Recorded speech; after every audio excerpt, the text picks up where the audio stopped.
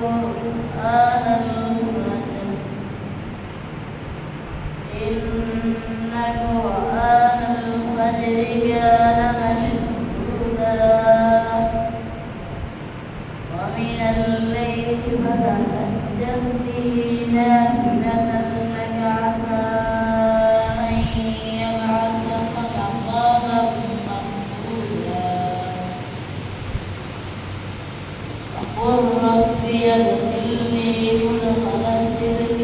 وأخرجني مخرج صدق واجعل لي من لدنك سلطانا نصيرا جاء الحق به وزهق الباطل إن الباطل كان زهوقا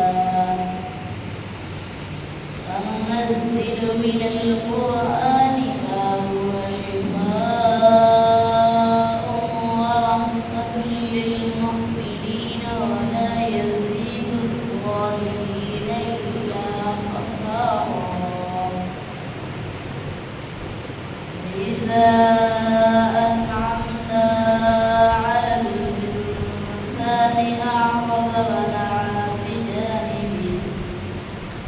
إذا مسه الشر كان يئوسا قل كل يعمل على شاكلته وربكم أعلم بمن هو أهدى سبيلا أعوذ بالله من الشيطان الرجيم إذ قال إبراهيم